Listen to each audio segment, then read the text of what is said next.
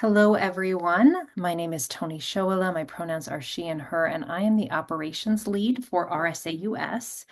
On behalf of the RSA, as well as all of our speakers, want to thank all of you for joining us for today's conversation. The RSA was founded in the UK in 1754 and is a global fellowship committed to creating a resilient, rebalanced, and regenerative world. With 31,000 fellows worldwide, including 1,200 here in the US, RSA US focuses on addressing societal inequities. Learn more about our work on our website.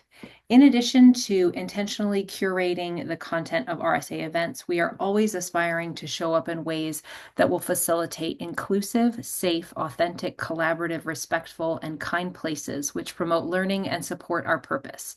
To solidify this, listed on the screen, we have a series of ways we are committed to showing up. Please take a moment to scan them and ensure you are in agreement with caring for ourselves and one another in these ways. If you need any assistance, please message me directly. Now, I'm honored to welcome today's moderator, RSA Fellow Chris Foreman. Hi, everyone. I'm just going to share my screen. Now, I am absolutely thrilled to be here and hosting today's conversation. It's a real privilege. I've had 20 years of experience as a research scientist at Cambridge and Northwestern, and now I'm working in industry. But I'm here today in capacity as a fellow of the Royal Society of the Arts and founder of Deliberation Gateway, which is an initiative within the RSA's network that champions deliberative democracy. So what is deliberative democracy? It's this kind of groundbreaking idea that if we actually listen to each other, we might make some better decisions. Okay, that's it in a nutshell. But it's sort of a bit more than that. Rather than forcing policies into rigid ideological boxes, the core idea is super simple. We have a wide range of voices and we capture a wider range of inputs that would inevitably lead to smarter, more effective solutions, in which the deliberative quality of an argument is what actually determines its legitimacy. So at Deliberation Gateway, what we do is we simply host conversations every few months that explore how deliberative democracy could be applied in different sectors of society.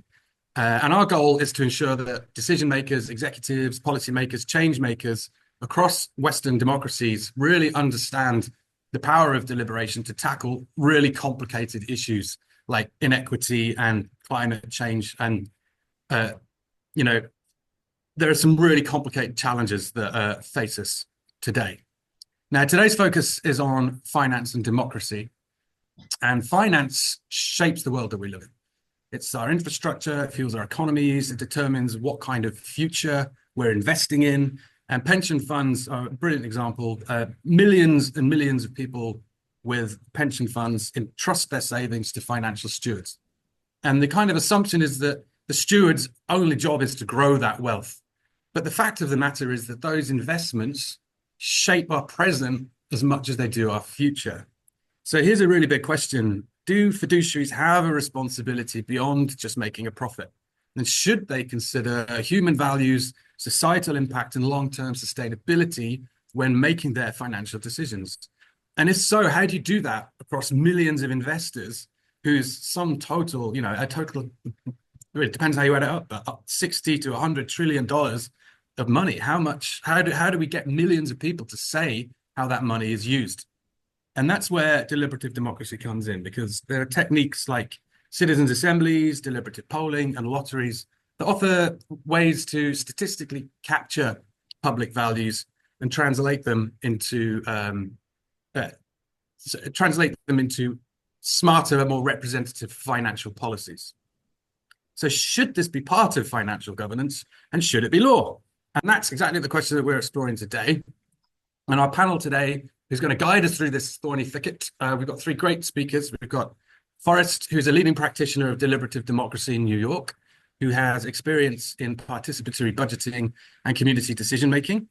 We have Dr. Emmeline Cooper, sorry, I've got some pictures as well, not that we needed those, who is a lecturer, some would say professor in sustainable finance at Cranfield University. And she pioneered an investor assembly during her PhD, which is exactly the kind of approach we're discussing today. So this is far from theoretical. People are already starting to think about this. And we've got Tim McDonald, who's a legal and financial theorist who's deeply engaged in how deliberative approaches could shape fiduciary law. So at the end of the day, financial stewardship is judged in courts, and it's a random group of citizens who determine whether fiduciaries have upheld their duties in a court. So what we're really talking about is, rather than waiting until it's all gone wrong and deciding things in a court, can we bring that citizen judgment forward and actually prevent issues before they even reach the courts? So just to sort of summarize what we're going to expect from today, we're going to hear from our speakers, and then we're going to break out into smaller discussion groups where we'll have a chance to chat to each other and hear from people in the audience as well, what they think.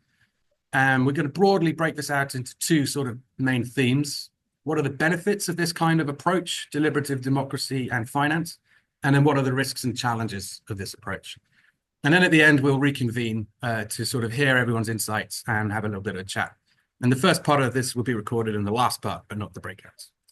So that's it from me. This is a really exciting, crucial discussion, and I'm really honored to be part of it. So I'm going to dive in and hand over to Forrest. He's ready. Tell us a little bit about how you got involved in this and, what you've been up to in New York, and tell us a bit more about deliberative democracy. So I'll stop sharing and hand over back to you. Thanks, Forrest. Thank you, Chris. I'm going to go ahead and share my screen just so we can all be on the same page. Oop.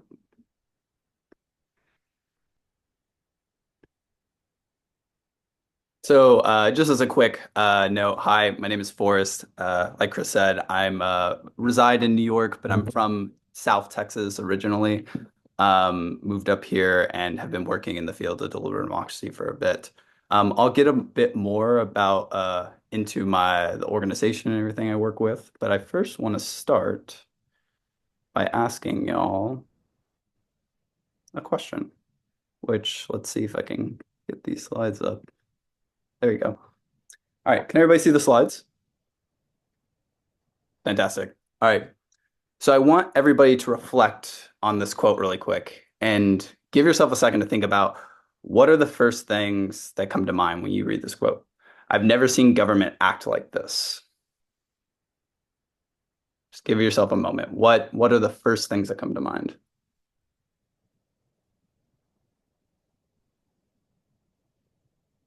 Usually I would go around and allow this to be a bit of a deliberative discussion and have people talk about what is popping up for them.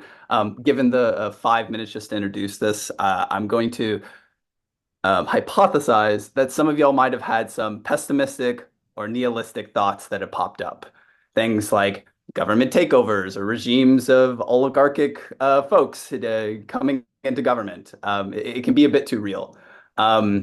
And you're not to be blamed for this because that's somewhat of our reality, while at the same time, polls for many years have shown that trust in democracy and trust in government are at an all-time low. But luckily, this quote actually wasn't coming from a pessimistic point of view. In New York City, there's a process called the participatory budgeting process, it's a citywide process called the People's Money. This works across 5 different boroughs, and they have different borough assemblies of everyday people that are coming together, learning about the different needs of their communities and deciding how to spend millions of dollars of participatory budgeting, municipal budgets. I had this opportunity to work with the Civic Engagement Commission and really trying to bolster up how do we engage as citizens, how do we deliberate and bring and diversify who gets to be in that room, and why that actually leads to better decision making in the long run. And it was a successful process, so much so that the participants increased the belief in the CEC and the trustworthiness had increased by 25%, totaling at 80% after these processes. And their motivation to be highly engaged in government increased by 46%, totaling at 86% after these processes. Now, this is a very different narrative of democracy than what we hear. Totally on a decline, tensions arising, polarization. So it really comes to question. Here we go. Is democracy in crisis? Is everything falling to shambles, or is it more just of our practice of it and our systems and how we practice of it? I would argue that right now we live hardly in a democracy and much more, at least in the US, in a republic, and transition very quickly. But I think it's important to note that democracy is not, this isn't the origins of democracy, just going by elections. There's a far deeper history to democracy and how we can practice it. Um, so that's where I come in. I work with the Assembly Project, and the main purpose of what we do is first catalyzing these deliberative processes, like working with the Civic Engagement Commission in New York City government. A new project that is just now about to be launched, we'll send out a press release next week, is for the CUNY Climate Assembly Project. That is a public university in New York City, the largest public urban university in the US, and the first university convened climate assembly in the US. We also work with city government to be able to help train them on these processes so that they can upgrade their civic engagement, and as well as ecosystem initiatives to help build the field of deliberative democracy so this movement can expand and scale.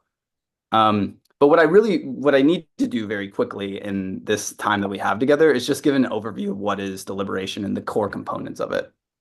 So citizens assemblies, civic assemblies, these are one methodology out of the umbrella of deliberative democracy. And to break it down simply, we can think about it first, who do we get in the room? It's everyday people that get selected by a democratic lottery. What that is, it's randomly selecting a group of folks, but also making sure that they're demographically representative. That means it's bringing new people into the fold, not just people that are normally represented, but it's also making sure that they have the racial, socioeconomic, gender, age demographics of the city, state, or nation that they're coming from. The second is actually just having a good space for deliberation. This means lots of hours, 30 to 90 hours of time, people coming together, learning from experts on all sides of the issues, a nonpartisan perspective, so that citizens can learn about the nuances, the trade-offs, and have small table discussions where they're not just listening, they are deliberating throughout this whole process. And finally, it leads to some policy solutions or implementation. So giving new directions for agencies or governments, helping to transform and create common ground, and moving beyond just win or lose binaries of politics, but really finding a third way. These have happened all over the world. There's over now, I believe, 1,000 examples and 170 specifically in climate. I'm supposed to give some key lessons of how this actually affects when we're thinking about in fiduciary terms investments. And I want to start with this image, just one thing to keep us with. There's a saying or age-old adage that if a tree falls in the forest and no one's around to hear it, did it actually fall? In my world, I also think about this in a different way. If an assembly happens and no one else is engaged in it, if it's just the assembly of 100 or 200 folks or 50 folks, will it actually have an impact? And I think that's one key thing that we can take away when we're thinking about if we're trying to make systemic change within our financial and fiduciary duties and using deliberation as a pathway to do that.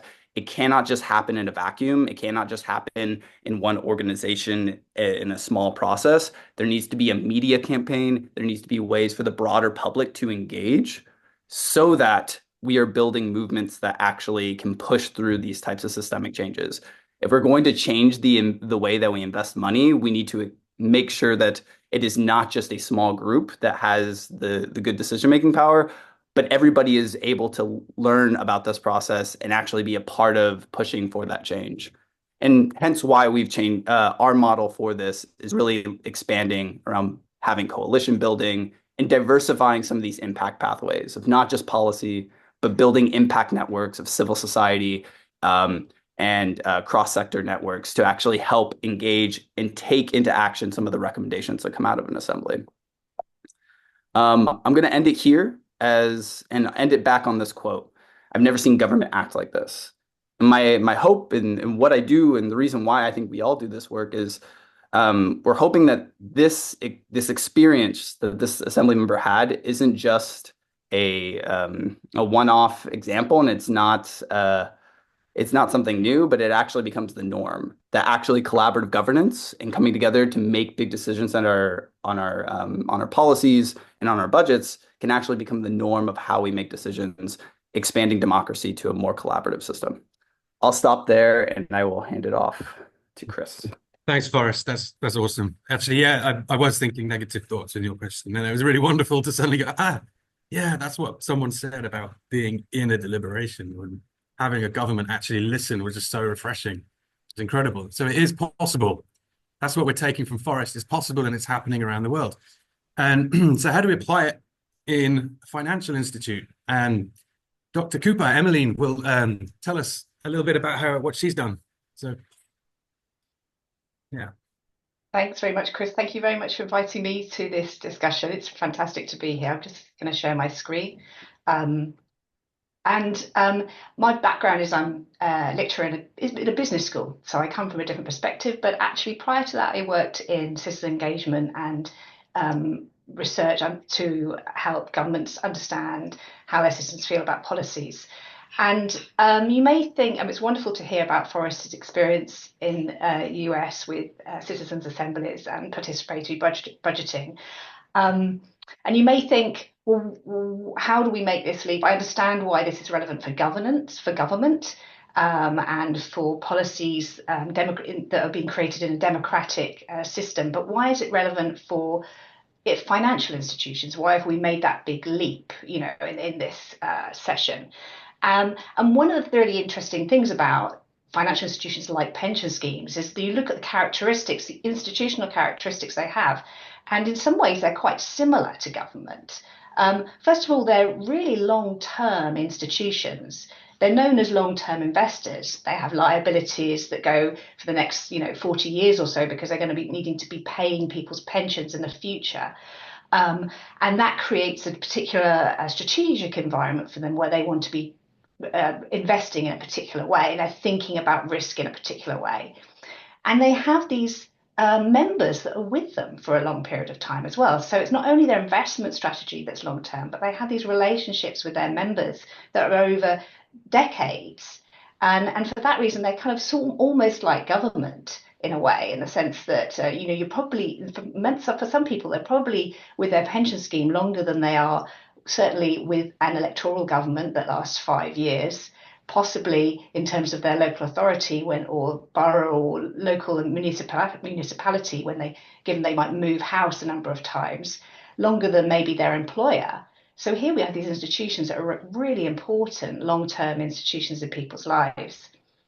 And because of this long-term focus, they've been driving an interest in sustainable investing over the last 20 years, which is a really interesting investment strategy, which not only handles all the normal kind of risk-adjusted return concerns that any investor would be interested in, but also in some ways deal with values as well, and the kind of normative expectations we have about companies, what they should be doing for us as a society, what they should be doing for our environment or not doing in the case of these externalities that they produce. So it's a mixture of value and values. And that's complicated. And that's a bit like making public policy, in my opinion.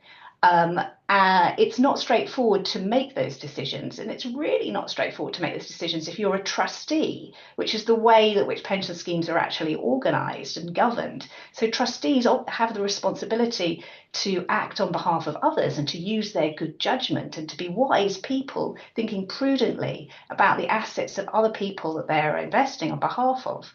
But they're under no obligation to connect with their members. And they have even less obligation to do that than a political representative has. And they have even less opportunities. They don't have, elections in the same way. In some cases, in some jurisdictions, there are forms of elections. But if it's like my pension schemes, then you get a letter through the door, you get a little bio and not much information about really what their capabilities are.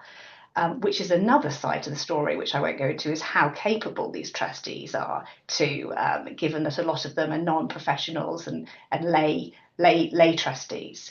So trusteeship creates a distance. That's what it does. It creates a big gap between those who are making the decisions and the people on behalf of whom they're making the decisions for. And because of that, there's a real argument here that these old institutions should bring in forms of deliberative democracy to enhance the type of legitimacy that they can have. And they need legitimacy because they need to build trust over the long term. So this is the argument for why we can bring these ideas from public governance and legitimately kind of say that there's a case for this in an institution like a pension scheme.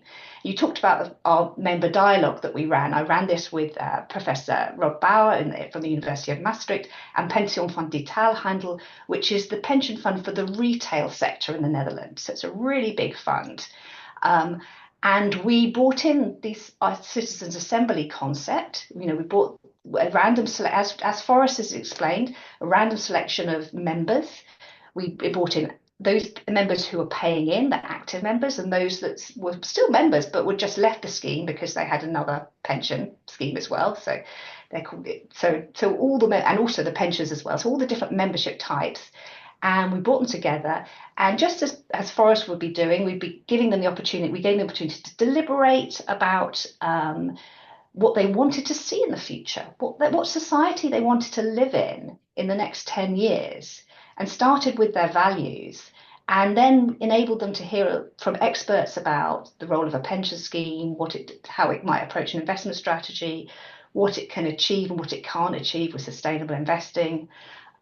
Providing them with a context in which they can develop, hear about the trade-offs essentially as well, because it's not a simple area, and develop recommendations. They developed 49 really interesting recommendations.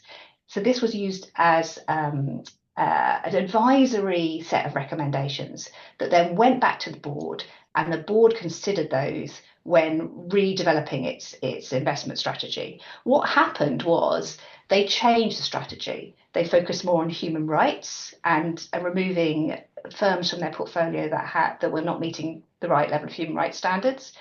The trustee board received training on human rights so they could be more informed about what the implications were for their investment strategy.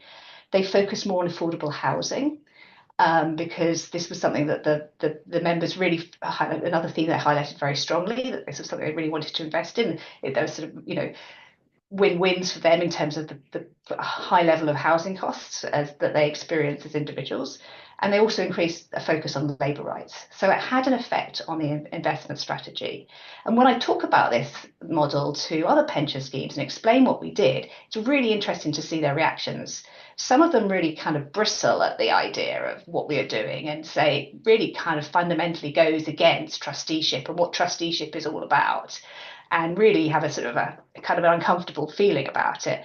But other schemes actually see something as really inspiring and really interesting, and a way in which they can get some better sort of understanding of what their membership thinks when they're informed and given the right amount of time and resources to become acquainted with the strategic tasks of the scheme and what it needs to do. Something that they can't do can't do with a survey so easily, or even with a focus group. It's a real investment in these people to understand their kind of informed preferences. And they've used that to help, Detailhandel have used that to help their investment strategy. And there's this sort of, you can see that there's value in this. Not only if you make a democratic argument for it, that it can increase the legitimacy of these institutions, but also it can provide them with some knowledge that they can use commercially to meet their obligations to their members, to create value for their members and provide and meet their needs. So that's the in a nutshell what the argument is for bringing it into pension schemes and how we've practiced it so far. Brilliant. That's fantastic. Yeah, it's always struck me, like when you have like big wigs with huge amounts of money, like people like Warren Buffett and you have these big billionaires, how do they know? How do they have these, I know what a good investment is? It seems to me that getting a broad range of information from the market, which is your investors are spread out, millions of people all throughout different markets. Surely collectively they've got a better handle on what's going to be a good investment than just one person, with some algorithm on the internet. So it seems to me also, like human values, what struck me about what you were talking about is that the personal relationship between the people and the stewards suddenly emerged, and that changed how the investors, the stewards thought about it. Suddenly these become not just numbers on a page, they become a real person. And it's how we interact with each other in society that determines how we behave en masse. It's our one-to-one connections with people that translate into how we behave overall. That's a sort of physics concept. So I'm really interested in that. Some really interesting things to pick apart there. So big question now, is it legal? Can we make it law? Tim, you're a lawyer. Tell us something about your thoughts on how these kinds of deliberations, ultimately it's the jury, isn't it, that decides whether the stewards have done the job right or not. Would you like to tell us about that? Yeah, I think I would start there by talking about the difference between a court and a jury and the court of public opinion, which informs a lot of actual judicial decision making in some very important ways that maybe aren't as fully appreciated as they could be. But also, this whole idea of engaging with fiduciaries is really very timely right now. There has been a big movement for 10 or more years now into sustainability that became ESG. Now we're talking about DEI. And of course, the big climate problem is in the background.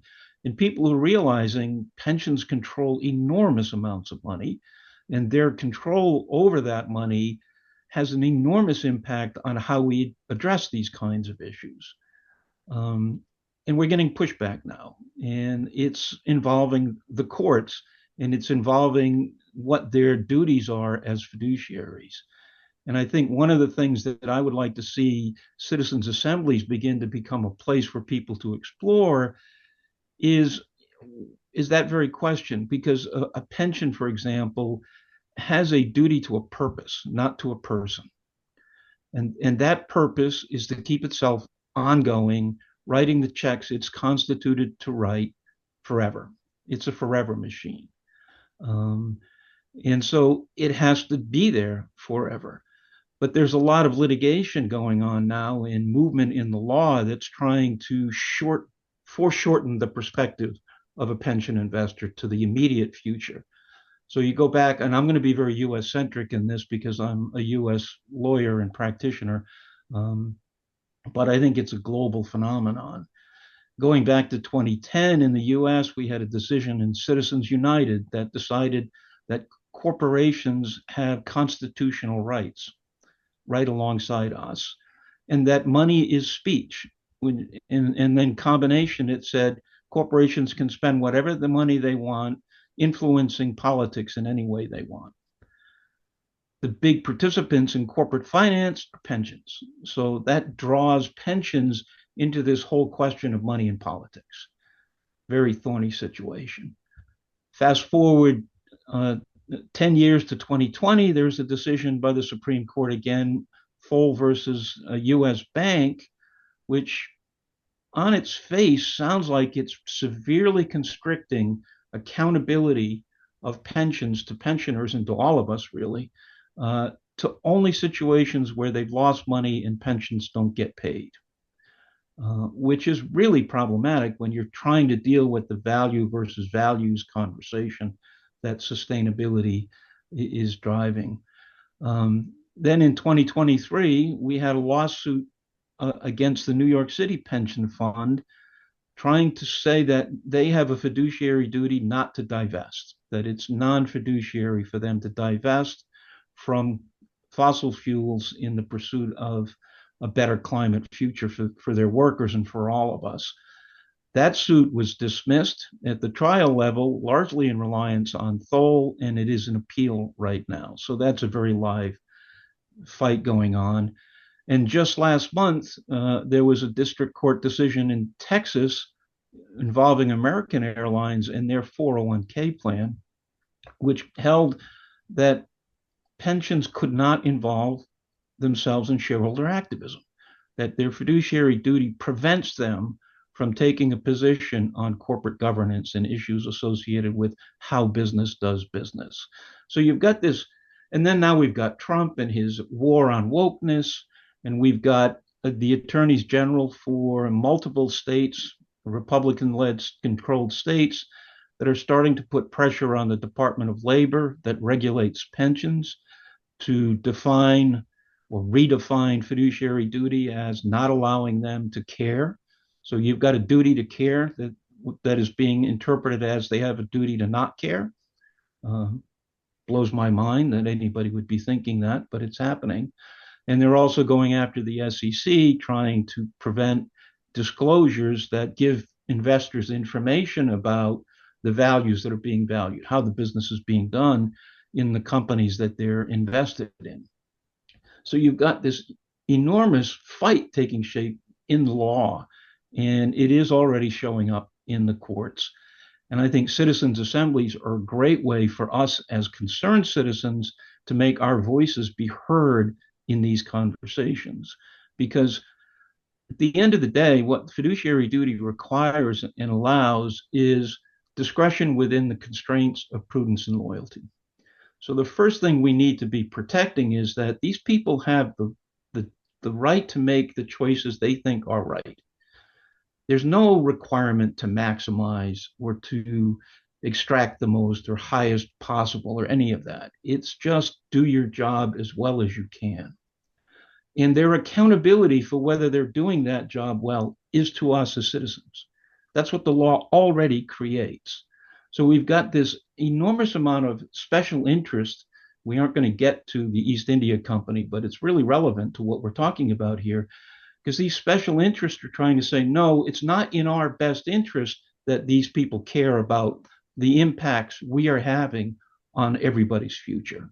We want them to be legally constrained to just pay attention to share prices in the moment. I think a citizens' assembly is a great forum for us all to come together. I like what Forrest was describing about the learning and the deliberating and the acting, because it is a big conversation. It is technical in a lot of ways, but it's a tremendous forum to bring people in where we can start to think about what is this construct that we've created.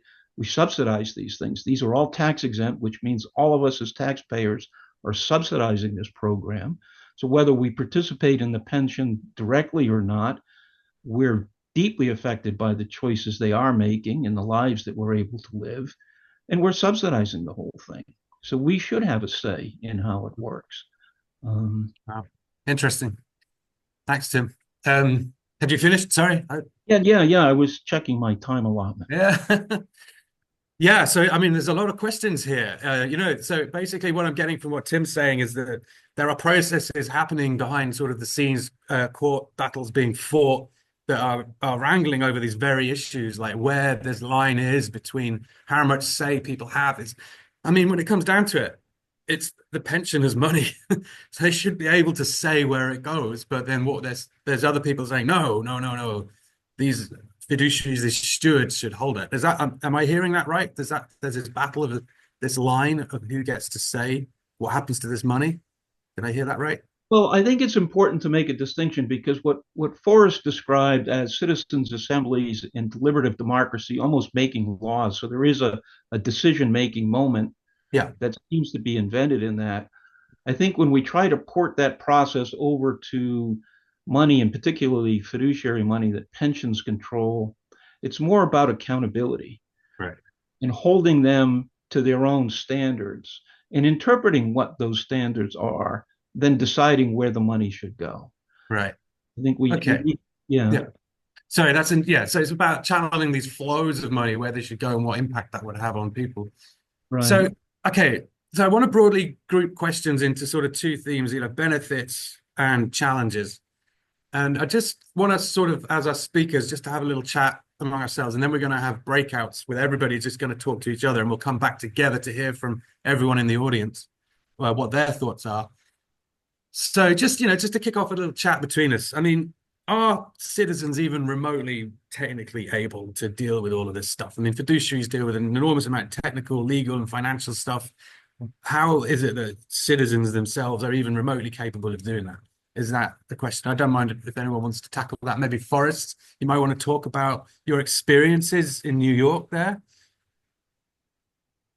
Yeah, I mean, I would just say in general, when it comes to these processes, they've done them on broad topics. They've done them on very decisive topics. They've also done them on very technical topics. Like some processes have been open to climate change and everything within it. Some have gone as a divisive topic as abortion rights or legalizing same-sex marriage in Ireland. And some of them have gone as specific as doing internet privacy laws in Canada. So it runs the gambit of what is the scope of these. In general, I think this type of topic is a very specific topic, especially if you're working with a corporation or maybe it's a government entity that's deciding how to decide its pension funds. And I think the scoping is important for both like understanding what the residents or the citizens are going to be learning, and then also giving them an ample amount of time to actually learn that.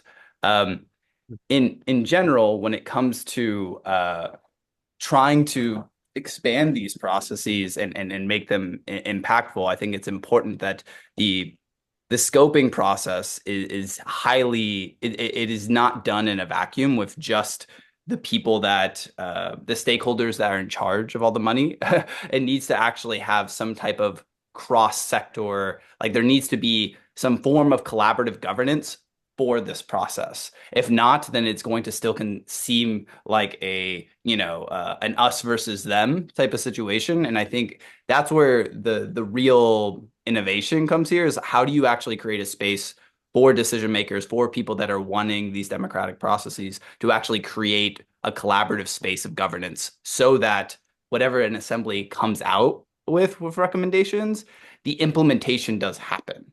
If not, it might seem just like another adversary, like this group wants this and this group doesn't want to listen. So I think it runs the gambit on scoping, but it's really the background work that you have to do with the decision makers and the groups that are wanting the civic engagement to really find alignment so that the space can actually be transformative.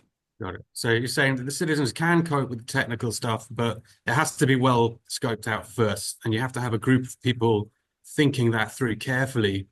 And that raises questions then about what questions get asked and so on. And how did you handle that, Emmeline, in your tryout? Yeah, well, we also very carefully scoped the question to be something that we thought would enable them to produce recommendations that could have an impact. So that's also the question of not being so big in the question that you end up with very ambitious recommendations that the institution itself cannot kind of implement. It needs to be tied to that. So, and just to give colour to that, what should we focus on in our responsible investing? Was the question, and that worked well. One of the things I also, looking back and reflect on that project, is, and it's kind of chimes with what Forrest is saying, it's a slightly different way of putting it, which is the idea of trust. And I kind of felt like people smell when there's trust in a situation with an institution. And people, or where there's not trust.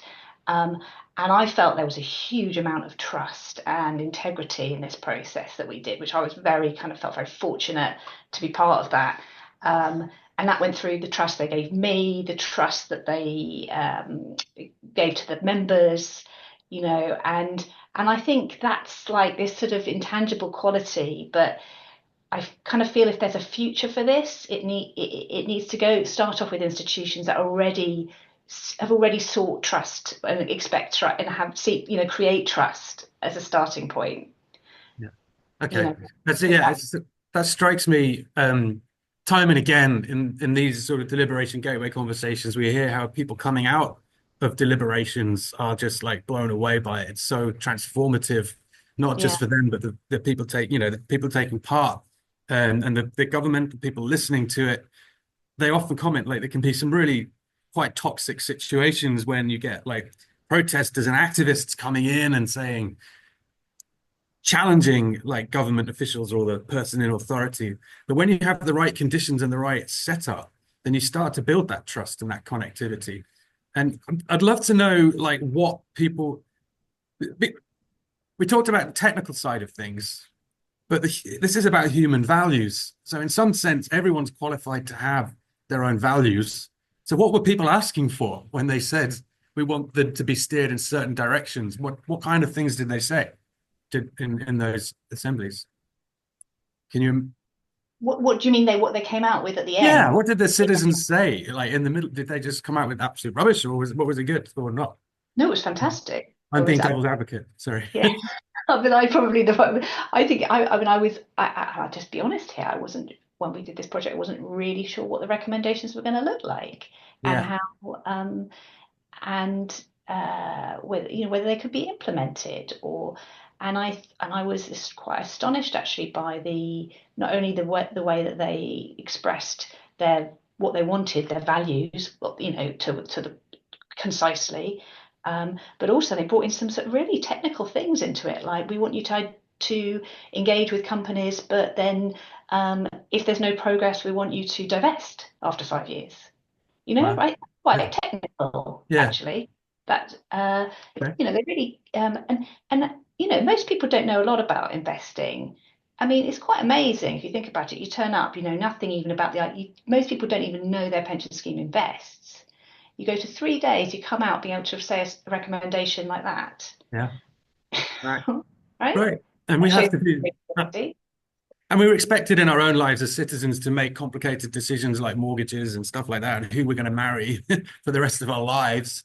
So why can't we make some, just got to do a bit of our own learning and homework first, right?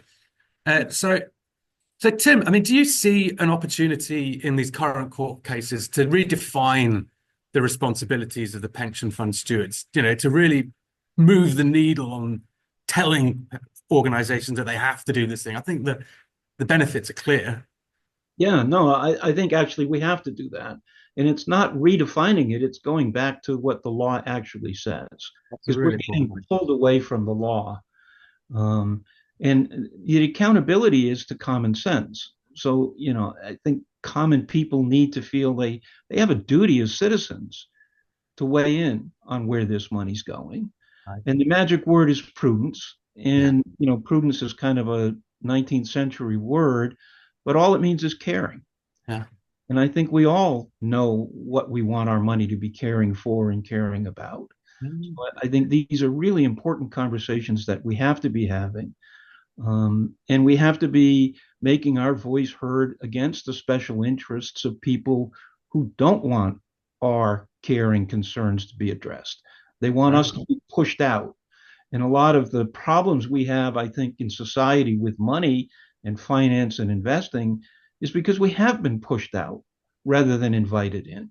Mm. And citizens' assemblies and deliberative democracy feels like a powerful process where much of the infrastructure of how this gets done is already worked out for bringing us back in and giving a place where we can think in a disciplined and curated way as Right. citizens who care about where all of this money should be going. Wow. I want to also underscore a point that Emmeline mentioned about how pension trusts, especially, are sort of quasi-governmental, and I think that's very true. Some of them are actually governmental.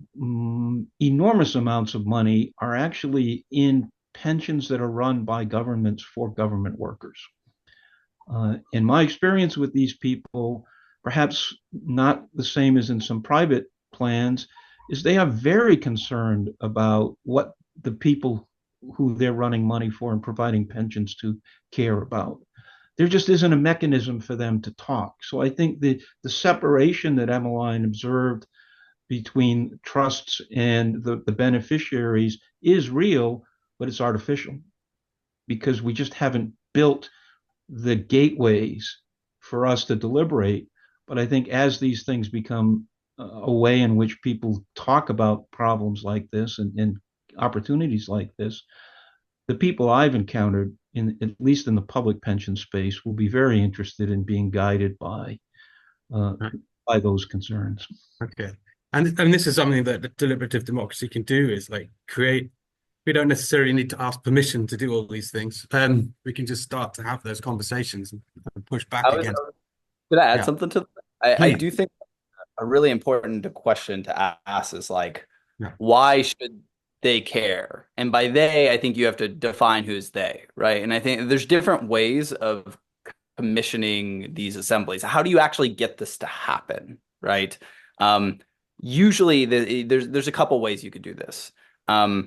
One is that there is a crisis that comes up, right? Something that is pops up, and there's a lot of public attention on this, and this becomes a way for decision makers to be able to be like, oh, this is a way out of this. This is a way to make a decision that actually doesn't put all the onus on me. At the same time, it could be a decision that they've been kicking down the road that just feels like a lose-lose. Like no matter what they decide, they're going to get public, outcry. But by doing this, bringing the public in, learning deeply about this, then they're not just getting one perspective that wants a lot. You're creating a space for education. That's in the sense of you're trying to create a collaborative space. I think there's also another, instead of asking for this very specific I guess like asking a decision maker, oh, can we do this process? There's other forms where I think are a bit more radical and important, where you're not just trying to act within the system that is, but you are creating a democratic structure outside of the system to the point that builds enough power so that the existing system has to listen. And so what I mean by that, how this could work specifically, is if there was a union within an organization and they decided to organize a deliberative process with a deliberative, a demographically representative stakeholder group that was really learning from the process. They had third-party people understanding, like basically be able to vet that this was a good process, and that their constituents decided here are some recommendations, and they had some political power to it. They were a union. They can strike. They can do things. That is another way of organizing it, and it comes from a bit of a, we're going to build power compared to we are going to work within the system. And I think it really depends on the context. It really depends on how one wants to do this. But in general, there's decisions that need to be had of how do you integrate the actual democratic system that you're trying to have, and it depends on the political context, no matter where you're at. So I think it's interesting how to figure out what are the incentives to make this happen, where is the actual power, so that things will change, so that there would be democratic decision making, and that's something that's on a case by case basis. Right. That's something that by focusing in financial institutions is a natural sort of authority. So, okay, we've talked about this issue. We've talked about, some of the challenges, some of the benefits. I'm conscious of time. We're going to have a little chat. We've got a group of people who've been listening. I really want to hear from the audience. There's enough of us to just do, about 2 or 3 groups, maybe 3 or 4 groups. So what we'd like to do is just, if you could break out into little groups now. And I want you to talk about, I've got some, if you talk in rounds, I'll show you what I mean. I'm just going to quickly share my screen. So in your little groups, you have about 20 minutes, and just quickly go around the group and just introduce yourselves, and then just talk about your initial impressions of these ideas. And then once you've done those first 2 rounds, then a round on what good things would be and what the challenges are, and then pick someone to speak in the plenary. And we're going to come back, and I want to hear from each group what their thoughts were about how this could play out. And ultimately, in the long run, we want to put together like a team who would actually go and implement something in the real world. So let's do. We're all back. Great. Okay. So I don't know how many groups we had. Did we have 3 groups? Is that what we had? Yes. Yep. So who wants to go first? Group 1, 2, or 3? I don't know which group that is. Which? Let's hear from the people who haven't spoken. Joy, who was in your group that's going to speak? I'm picking on you. You're muted. Sorry. I knew you were going to call on me. Yeah. I'm going to do a team effort with me and Neural. Okay. He can't go on video because his broadband's a bit wonky. So we basically spoke about, and Gordon from our group had to drop out. He's based out in California. So basically, what we talked about was, and Emily was actually brilliant as well in our chat, but just talking about kind of plurality of opinions. When democracy is brilliant, sometimes when it lets us down. I'm obviously part American, so you guys can imagine what I'm thinking right now about democracy in the U.S. And I guess one of the things one of the points I made anyway, Neryl, please jump in, but just in terms of like kind of a democratic approach of investment decisions is that I've got an MBA from London Business School, so I'm not a complete idiot, but I would like recommendations from somebody to make a decision before any investment choice that I would make. I guess is the way I can look at that. So I'd like to have a voice within that, but I would like guidance, if that makes any sense. That Yeah. was very inarticulate. Nero, please come on now. Please. Nero. Oh, I know you're there, but you can't be on camera. He's hiding. Uh, Well, if I can speak to that, and then oh, maybe yes, please, Tim. Thank you. I think it is really important as we present this that we respect, and Ben had mentioned this concern too. The trustees have to make the choice at the end of the day. Yeah. I think trying to use the deliberative democracy mechanism to replace their wise choice with our wise choice is not permitted in the law. Whether it's a good thing or not, it's just not legal. They have the right and the responsibility to make the decisions. But what they don't have right now is a way of getting the temperature of the world as to whether they're making the right choices for the world or not.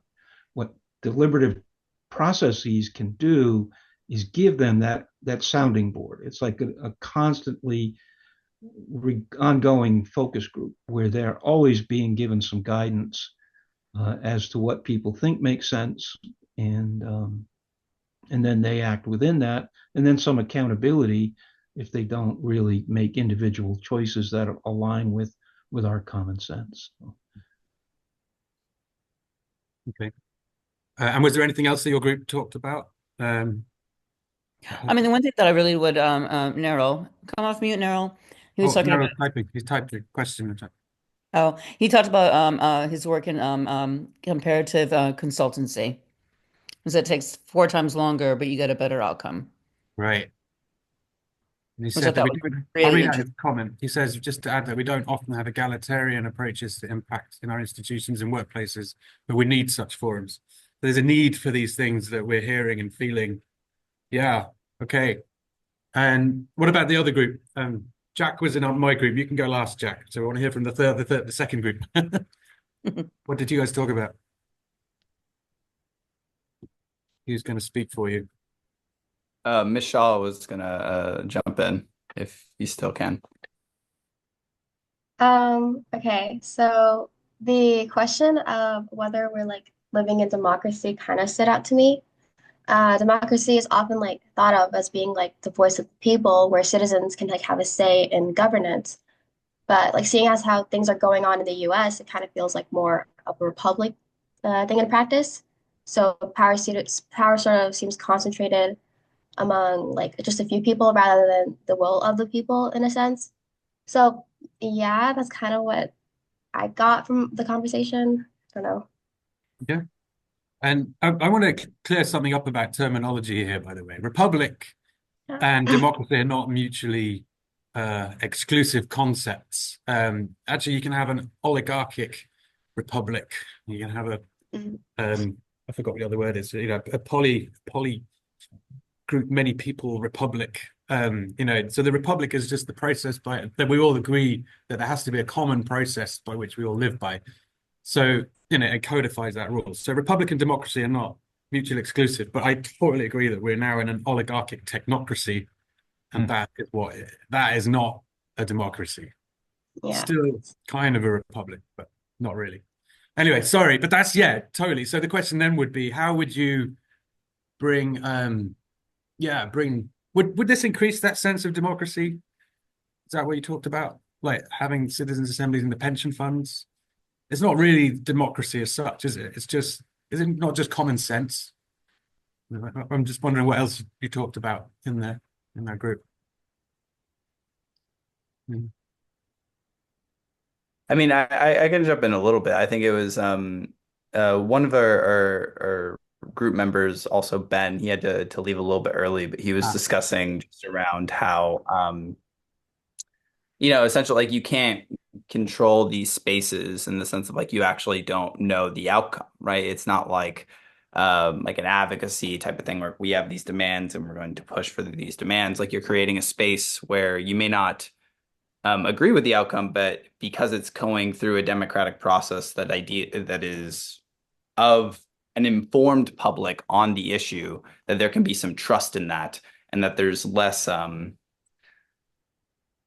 inherent bias comparatively to if a trustee has a very specific, whether it's ideological background or incentives from other, like within their governance of being a trustee or from outside of their own, like, connections with other, organizations. I think there's like it creates, and this is just like in politics, right? Like, you're creating these spaces where there is less inherent biases or less inherent incentives from the outside because they are randomly selected. And that's why it does create more of a democratic space, because once they've made their decisions, you go back to your everyday lives. You're not incentivized to try to stay in this position of power.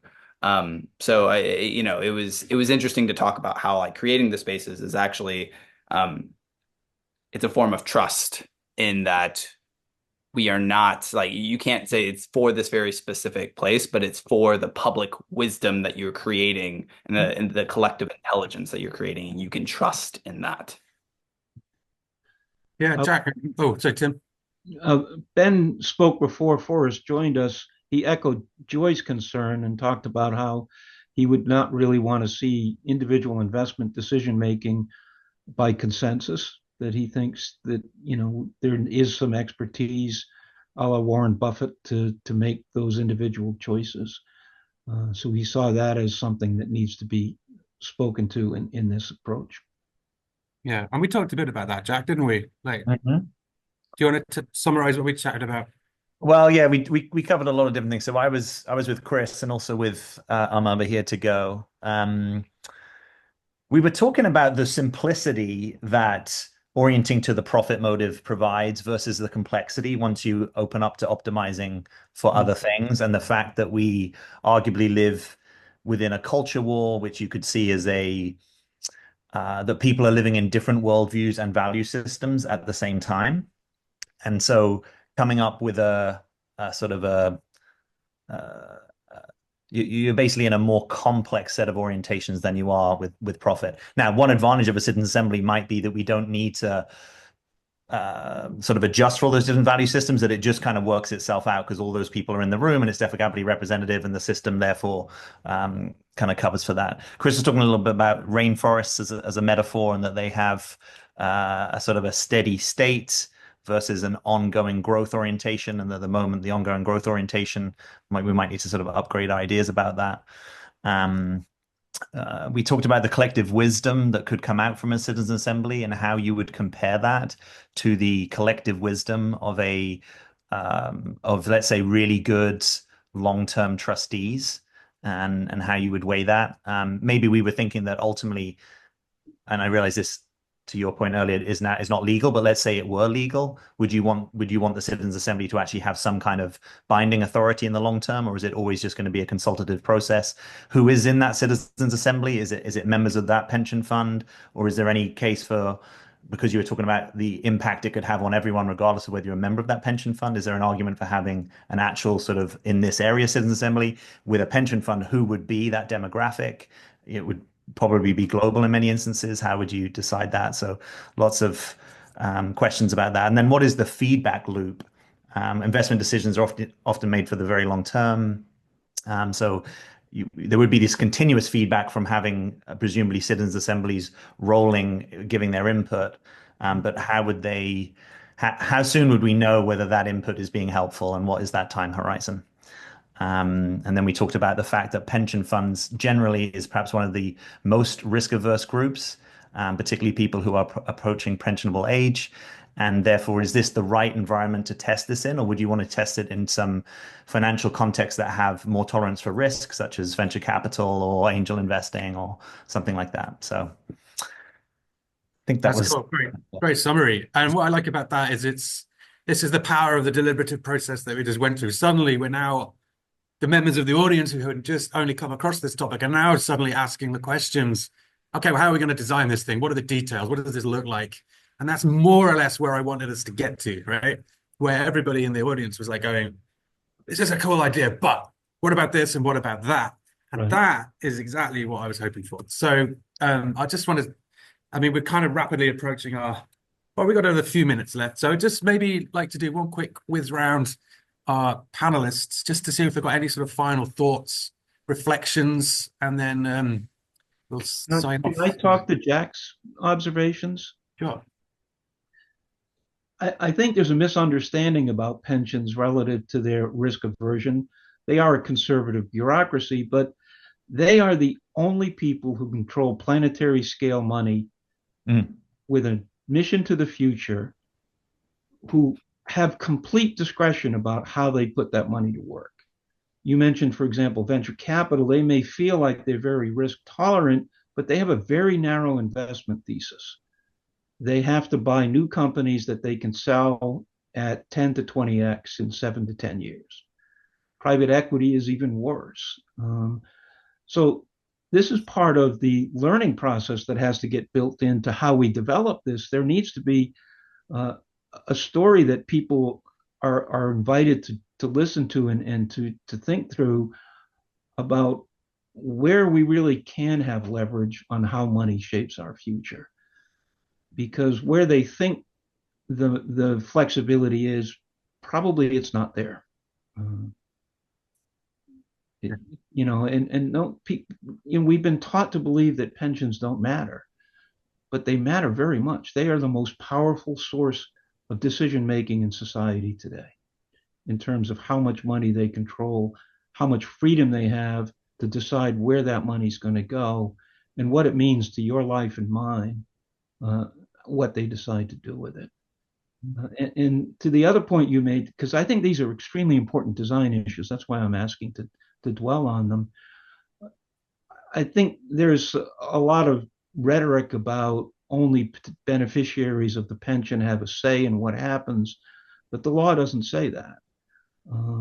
We as taxpayers all have a stake in this because we subsidize it. We as citizens all have a stake in it because this is a publicly supported construct that is a public good. And the public good is at two levels. One, it's a public good for us to have a way for people who can't work anymore to not go into poverty, because we don't want our poor people being poor.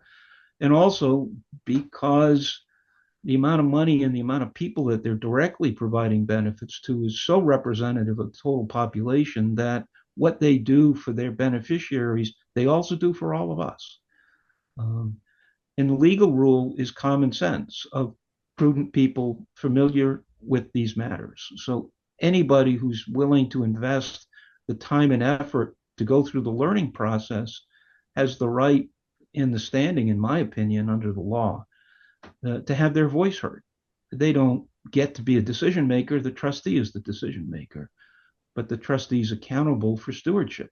And stewardship is not ownership. They have a purpose that they have to serve. Right. And there are consequences in court if they breach those duties of serving their purpose. So ultimately it ends up before a judge. So I think those are important design vectors, is what I'm trying to Really? No, I think so. That's really important. Very clearly enunciated. Forrest or Emmeline, anything you'd like to add? Just to jump in very, very quickly, because give some time for others as well. But I really found it really interesting, very fascinating to hear everyone's views on it. I think we got actually really quite far in thinking about the different ways that it could be approached. As Tim was saying, the way I've approached it is very much focused on the individual scheme and the individual scheme's responsibilities to their own members. But I think, as Forrest has picked up earlier about which I found fascinating, about the different incentives for institutions to do this type of activity, and as Tim was talking about the wider responsibilities of the pension scheme in the same way you think about and you know the wider responsibilities of corporation towards society, the social license to operate that you have for corporations, it also applies to pension schemes. So in terms of thinking about going forward, in summary, I think there's just different rationales drawing on ownership or drawing on public or corporate responsibility that can justify why this is a really relevant thing for pension schemes to be doing. Right. So the two camps both have reasons to do it. Yeah, they're both good reasons. Yeah. Okay. Yeah, I think I kind of go back to this thought now of like who are the good what are the right actors to strategize as to be like the cases that this can make sense for? Like whether, like I think there's one realm where you're thinking about it like on a federal level and how you're trying to like change fiduciary duty and like how we're actually making investments like that very structural, or you can go to like an organizational level like a Harvard or a Google or a smaller organization where it's like the incentive would be that their actual constituency base would value the fact that, and it would be it would help people want to be a part of that organization, feel within it, if they are helping to guide the values of how their trustees are investing the money. And so I think there's an interesting of scales where you're starting to try to start making these decisions. And like the strategies for that. So I think it's like one thing that this just as invokes some questioning is actually mapping out like what are the different scales, who are the actors in those scales, what are the types of actors that would already be have an openness to something like this, like the arguments that can be made. And I think that's, the first step in trying to think about like where can this strategy be enacted. Yeah. Cool. All right, then. So we're just about out of time. So I'm just going to sort of close and I want to say thank you to everyone, Emmeline, Forrest, and Tim, for coming and contributing so much. And I also want a big shout out to Tony for doing all the button pressing in the background. Thank you so much. And to everyone's contributions. I think we covered a lot of ground. This is going to go online. People will see it. This presenting, these ideas are now sort of there out in the internet. Okay. And we will reconvene in a few weeks. So if anyone's interested, we're going to have a follow-up session where we're actually going to think about, okay, well, let's try and do something here. And there's a few other people who expressed a bit of interest in that outside who couldn't make it today. So we'll have another brainstorm. There's no commitments to anything, but it's just a question of like, if we brainstorm something and did something, what we learned today and what we do going forward. So I just want to say thank you to everyone for contributing. And so yeah, thank you. Thank you, Chris, for making this happen.